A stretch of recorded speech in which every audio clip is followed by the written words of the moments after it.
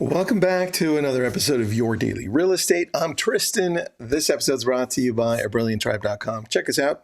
That's where we do coaching and social media growth, community growth. You name it, I think we probably do it in real estate. Well, let's get started on this one. Throughout the last, I would say 7 years, have refined my principles, and I'm looking at them right now. For me, I created a simple acronym. It's called I-SPAARK, and we'll go over them. But today I want to talk to you about how to create your company's guiding principles. I think it's really important to your culture. It's a great reminder for you as you grow, even if it's just you as a team of one, as a company of one, or you've got a company of 30 or 40 or somewhere in between. It doesn't matter. The core thing is this guides you, and it really defines the culture. And I have 4 steps for you. Here we go. Number 1, I want you to define your core values. I have here, by the way, I do have this Google Doc. I outline every podcast before we run into this, right?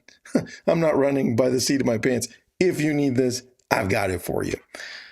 Here's what I got. Step 1, define your core values. And I'm just going to read this part to you. It says, start by identifying the core values that will drive every decision in your company. These should reflect your DNA. And when you see mine at the bottom of this Google Doc, the I-SPAARK, it really defines my core values. If you know me, you're like, oh, that is totally true. Now, here are some examples. Examples of core values: integrity, innovation, customer obsession, ownership, simplicity, long-term thinking.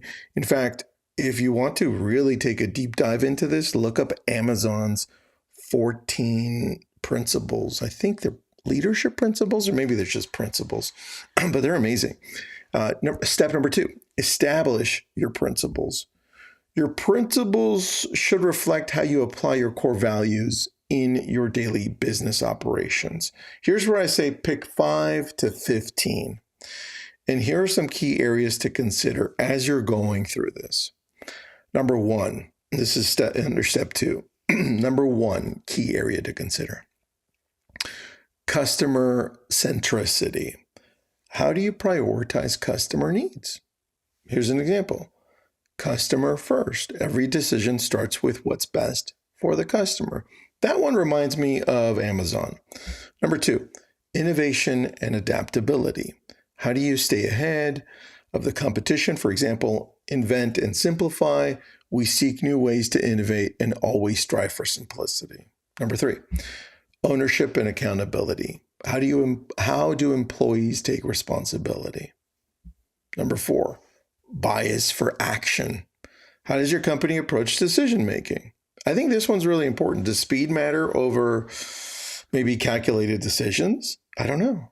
Number 5, hiring and team development.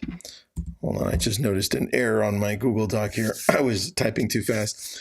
Hiring and team development. What qualities do you value in your employees? I know for us, we value character. Very important. And then we define what character is for us.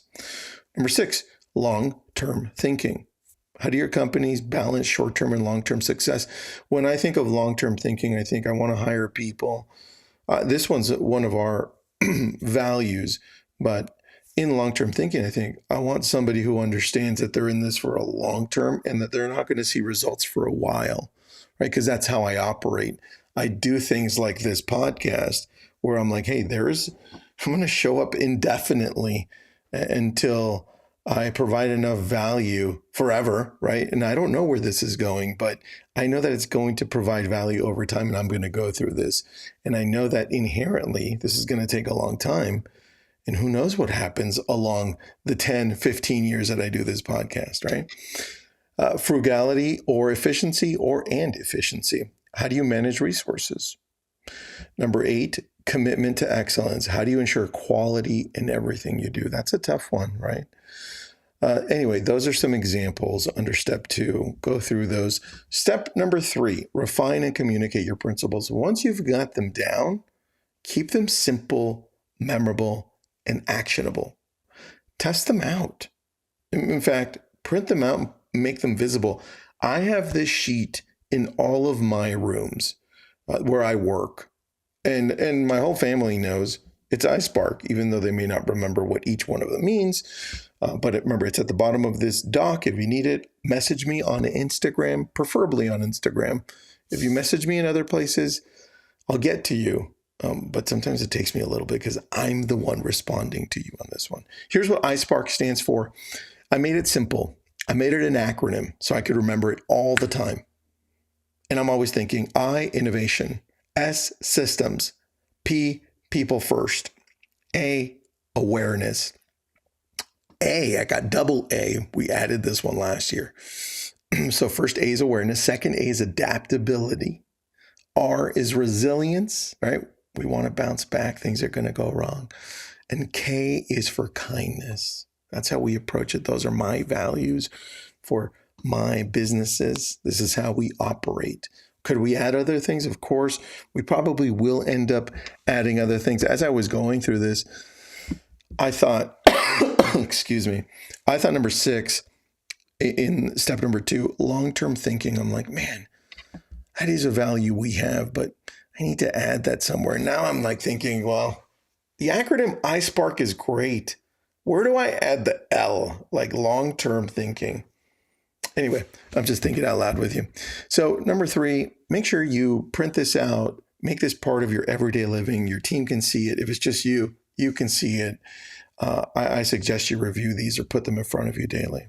Number 4, and the last one, apply your principles to decision making. When facing tough decisions or tough choices, ask, wait, which principles apply here? And how am I responding to this based on the principles I have, based on what I outlined right here? Now, if you do have staff or employees, recognize and reward employees who embody your principles. Say, hey, look, under I-SPAARK, man, you really came through with resilience. This is tough, right? Or adaptability, great job in adapting, right? Part of our core principles. This is how you integrate them into the culture and adapt and refine them. Don't be scared to grow this out. This is a living document that is going to grow with your company. Anyway, hope you enjoyed this one. This one is dear to my heart. I love it. I use it daily. I hope you will too.